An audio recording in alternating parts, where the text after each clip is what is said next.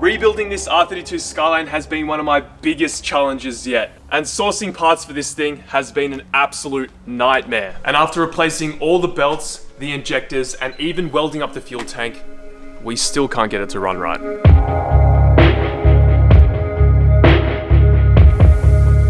We bought this Nissan R32 Skyline with no records or history, and today we are paying the price. However, luckily in the last video we managed to get the car driving under its own power for the very first time, but unfortunately after running the car for a few minutes, we discovered this. Oh, it's not spinning! The turbo's not spinning! The turbo does not respond to any throttle input, and it doesn't spin on idle. Now the standard turbos on these RB20s have ceramic blades on the exhaust side, and these are fantastic for response, but under a lot of abuse they can catastrophically explode. And it seems this is the case with my turbo.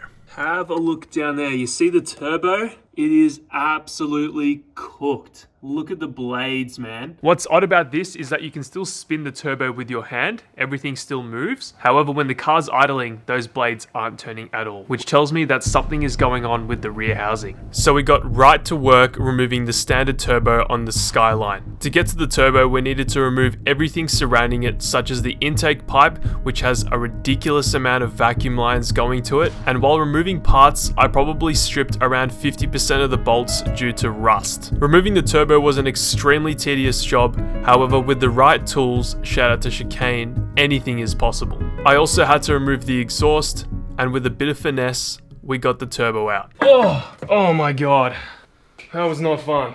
It's time to take a look at this chunka. Look at this thing. This is an ancient RB20 turbo, factory turbo. The blades spin, as you can see, sort of. Not really. I reckon that the rear housing has exploded and it's come through the back of the exhaust and has been caught in the catalytic converter, because we're not getting any sort of movement when the car is idling. So we're gonna take the rear housing apart. I was right. Look at that. There's no blades in there, man. Bro, look at that. See that? Look at that. That's hilarious. So we were getting maximum flow through the exhaust. That's why it was so damn loud. Wow. So that means we need to take the rest of the exhaust off, because I guarantee that it just stuck in the catalytic converter. We have our replacement turbo for the RB20 R32 Skyline, of course, from no other than Max Peating Rods. Now, if anyone out there tells you that Max Peating Rods sell bad turbos, then they have no idea what they're talking about, because I've got one running in my 4G15 Turbo Lancer. It's been reliable. I know plenty of people running one on their cars. For a standard replacement or a little bit of an upgrade, Max Peating Rods does some awesome turbos. No, get the hammer, man. You're making so much progress. Always love opening a spoolie, boy. Ooh! Ooh! Daddy, this is significantly larger than the standard turbo, I'll have to admit. Is it gonna fit, you reckon? It should. It is a 25 turbo. Nice and shiny, unlike the stock one that's like it's been to the bottom of the ocean and back. Look at that. Look at that. In order to install our new Max Peating Rods turbo, we needed to clock the turbo correctly to fit the car. To do this, I removed the front housing, which on these turbos is really simple. You just need to loosen all the 13mm bolts on the back of the compressor housing and then tap it with a rubber mallet, as there is some Loctite holding it all together. And then after doing that, I loosened all the rear housing bolts, which allowed me to spin the core. This made it easier to adjust the rear housing as there was more room, and you can see me rotating it here. And after that, I installed the downpipe and oil drain from the standard turbo with the supplied gasket from Max Peating Rods. And to get everything bolted up, we did have to bend the water lines ever so slightly, as the Max Peating Rods turbo is slightly bigger than factory. Alrighty guys, we just finished installing the turbo, and my god, it was a pain in the ass. It actually took me 5 hours. I was taking it slow, trying not to break anything, because you do have to bend the water lines in order to fit the Max Peating Rods turbo ever so slightly, just because the turbo is a little bit bigger. We're now going to turn the car on to see if the turbo spins, and if it does, success! Great success! Anyway, before we do that, I want to say a massive thank you to everyone who bought these t-shirts. Have a sus. They're actually all gone. We sold out entirely. These just came in, and I think that these are one of my favorite designs yet. The print came out so much better than I thought, but these Skyline tees will be available on the Benky Spec website as from now, and they're already selling. Larger sizes are limited, and if you want to help support the build, then make sure you get one of these tees. I don't want to wear this right now because I'm going to get it super dirty, but yeah, let's turn the car on.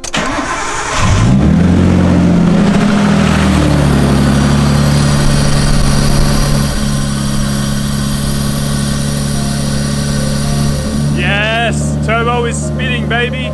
Hell yeah, brother. Oh man, that is so sick. Oh, finally, a working turbo. Now, the next thing we need to address is this brake master cylinder. And that is because in the last video, we weren't able to get the brakes bled. Standard brake masters for this car from Nissan are ridiculously expensive. I think they're like $700 or something. So I opted for a Protex brake master cylinder. Now this should work.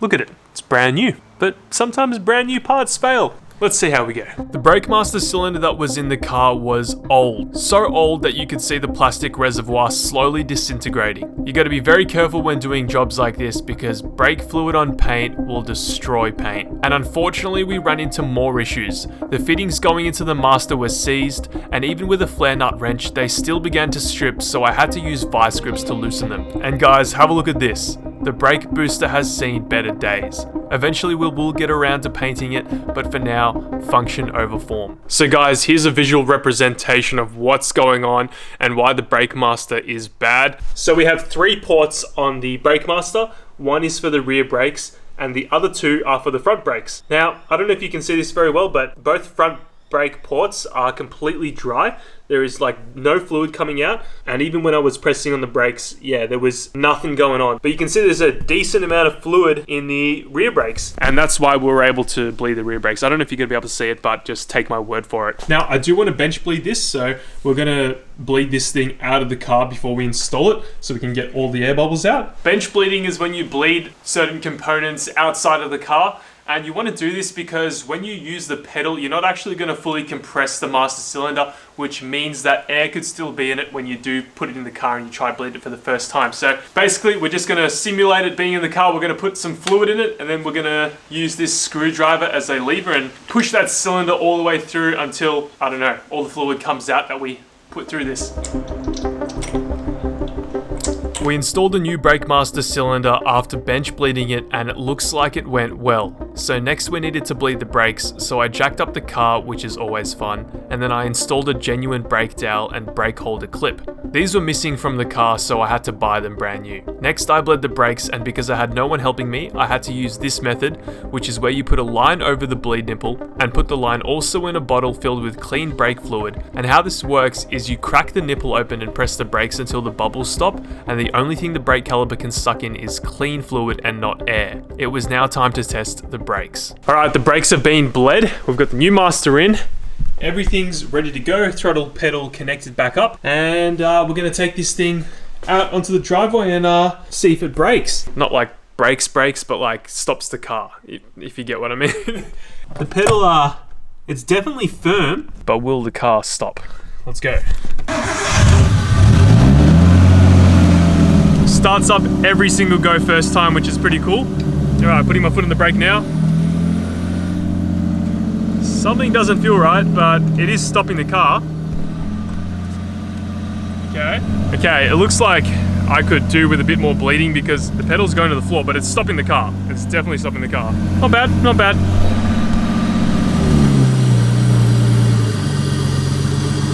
Alright, we have the brakes semi-sorted now. We also have sorted the turbo, which is awesome. And now guys, we're gonna start with the bodywork because I've decided that I'm gonna try to do it all myself. Successfully, I don't know yet. This is probably the heaviest package I've received for the R32 Skyline since owning it, and I'm excited to show you what it is. In this box from Viva is a special tool that is gonna enable us to do a large amount of bodywork and also fix the roof because the roof is very bent.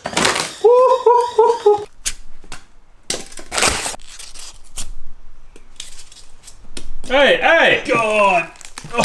So guys, the people over at Viva have been kind enough to give me a spot dent puller, and it's like a mini welder basically. And this will allow us to pull some of the big dents out of the car. Originally, I was going to send this car off to get painted itself, get all the dents removed, but I feel like if I give it a go myself, I'll learn a lot, and I'll also be saving myself some money since we're already like pretty deep in this car, I'm not gonna lie. But this dent puller comes with everything you need by the looks of it, and it's also got these like slide hammer things as well. I'll unbox everything, and I'm actually gonna test out the tool today so you can see me actually using it. I've got to learn how to use it, but yeah, I'm excited nevertheless. You're about to see this dent puller in action, and if you want one of these for a really reasonable price, use this code VVSALE5 for 5% off. Link is in bio. Let's see how it works.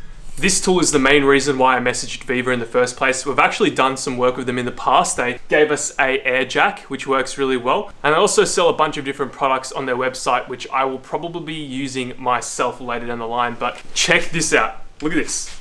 Friggin' laser gun. Yep. Oh. I'm just gonna hold the tool on. And it's connected. Look at that. Look at that. It's fully connected. I can literally sledgehammer out a dent now, and if I want to remove it, all I do is I just like sort of bend the tool a little bit and it just releases. Bro, it literally worked within 5 minutes of us playing around, right? It's pretty crazy. That's insane. I didn't think it worked that smooth. Right? I'm shocked. I'm genuinely shocked. And look how cool I look too.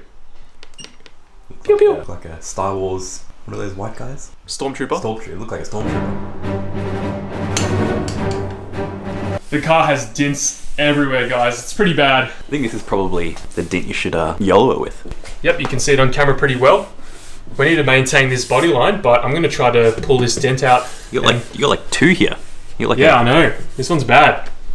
Yeah, I don't know how you're going to maintain that body line. Like, bro, the body line's even crooked here. And we'll work it out later. Future Rex problem. It was time to put this dent puller to the test. But first we needed to remove the paint down to bare metal, as it will not work through paint. I used an angle grinder with a steel wheel attachment, and we got it down to bare metal pretty quickly. I then connected up the dent puller using the correct settings, which can be found in the instruction manual, and we were shocked with the results. Oh! It actually popped it out. What? Bro. And then take it off? Bro. That is insane. This dent puller was working wonders, and we actually got the panel to be somewhat close to the body line. Now guys, obviously I don't entirely know what I'm doing, so if you're a professional panel beater, please comment down below to give me any tips. Anyway, after making the dent 100 times better, it gave me the confidence to start working on the rest of the car.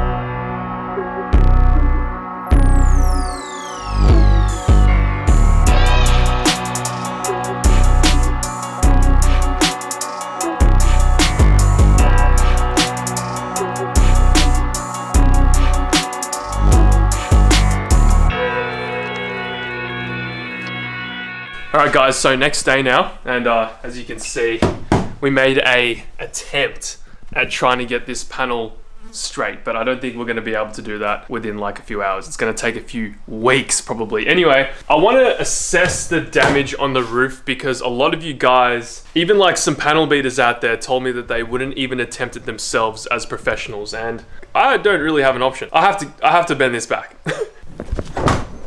Alright, so guys, this is what we are dealing with the roof. Firstly, the headliner is absolutely ruined. It is crusty as, and honestly we should be replacing it, but I'm probably just going to keep it. The sunroof, when given power, doesn't actually work. We tested that off camera a few weeks ago when I first got the car, and yeah, it's cooked. What I'm going to do to assess the damage on the roof is I'm going to remove the headliner, and then we'll be able to see what's going on with the sunroof too, because I need to get that working. Otherwise I'm going to have to weld up a plate and then not have a sunroof, but that's kind of stupid. Yeah, we're going to take off the headliner and have a look at what's hidden in here. To remove the headliner, we needed to remove everything on it, like where the sun visor mounts, which of course we don't even have. We needed to remove the rear its handles, and we needed to remove the sunroof buttons and the dome light. I've never done this before, but JDM cars are super simple, so it was easy to figure out, and of course I had Peter helping me. Massive shout out to Peter, go check out his channel.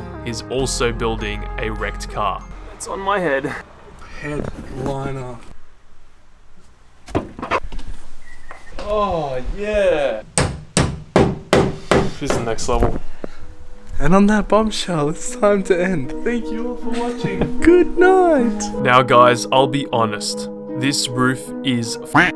Honestly, I am scared of what's to come because I have zero experience molding a panel back together to suit the body lines. We do in fact have a windscreen ready to go in the car, but before we even try to install it, we need to fix this. I have no idea if I'll be able to pull this off. So guys, we actually managed to do a lot to the car today. I'm gonna have to spend a lot of time trying to get the bodywork done and really take my time because there is literally dents all over the car. We've got this one here, we've got this one over here. This is what's gonna cause us probably the most problem, this massive rust spot in the rear. But this door doesn't seem too bad. Actually, if you look closer, there's a hole in it because someone tried to steal it. Now I can see the end result, but at the start I really had my doubts with the condition that the car was in. Yeah, look, it was pretty bad, but should I just give up? No, it's all about trust the process, baby. TTP, boys. No, we're not going to give up, but yeah, we're going to slowly get this thing working again. But yeah, thank you guys so much for watching today's video. Really appreciate all the support we're getting on the Skyline stuff, and I will see you in the next one. Goodbye. Stay tuned because in the next video, we're going to attempt the bodywork and hopefully get the car to run right with more parts on the way from Japan. Thanks guys, see you later.